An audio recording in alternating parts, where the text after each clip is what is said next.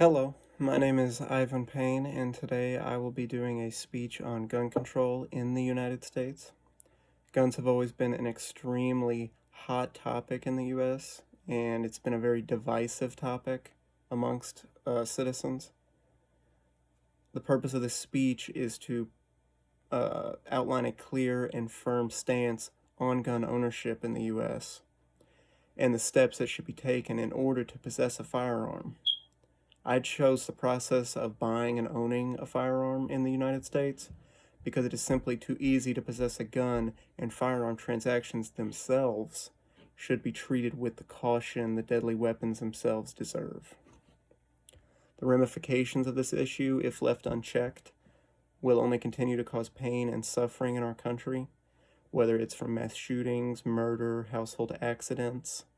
According to NPR, the brain itself is not physically mature enough to make rational decisions fully until we are 25.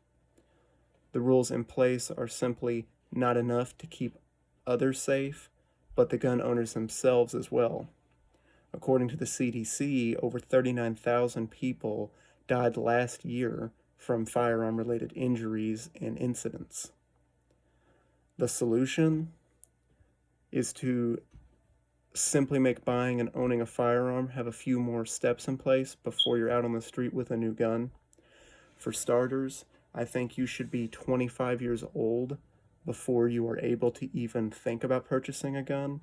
I say that because your brain's not fully mature until that time anyway, so why would we give you a loaded, deadly weapon?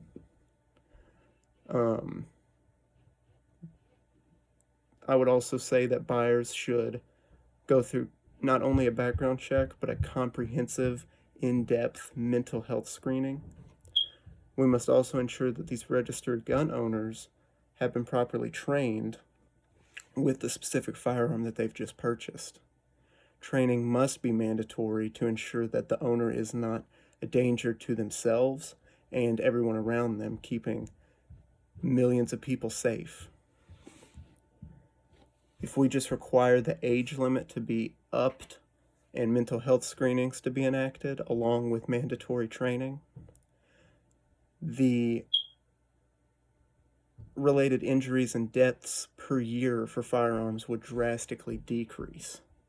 According to Sarah J. Solnick, about 430 people die each year alone just due to unintentional firearm discharges. This number has also quadrupled since 2005 to 2015. And I know what you're thinking.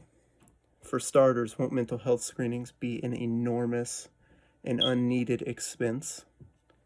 Or why should we even invest into them? They assume that we're all going to shoot up a school or a concert, or that we're already guilty of something before we've done anything at all. We don't even have the gun yet. Why are you treating us like we're criminals? Or maybe you're even thinking, why should training be mandatory? You can do whatever you want with your gun. You just bought it. It's your constitutional right. And that itself will also be a huge expense. Let's unpack each one of those at a time. I think it's very loaded.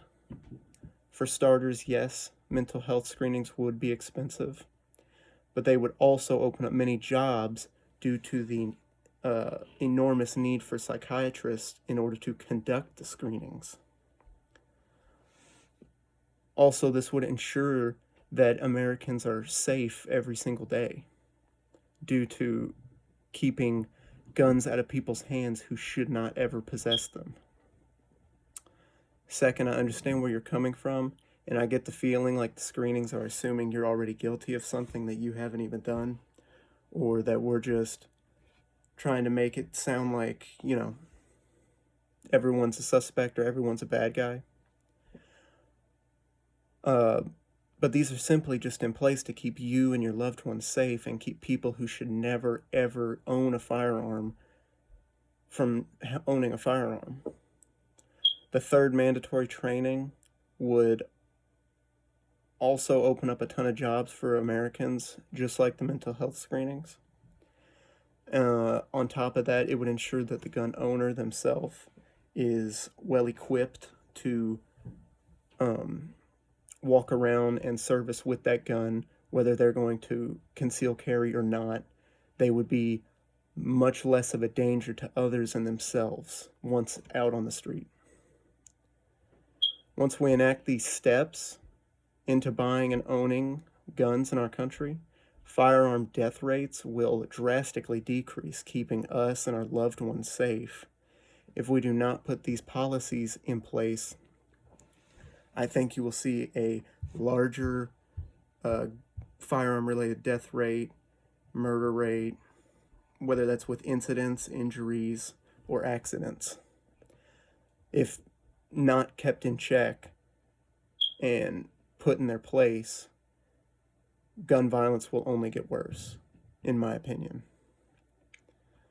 I'm Ivan Payne, and this has been my speech number 4 about why gun control should be changed in the United States. Thank you for listening.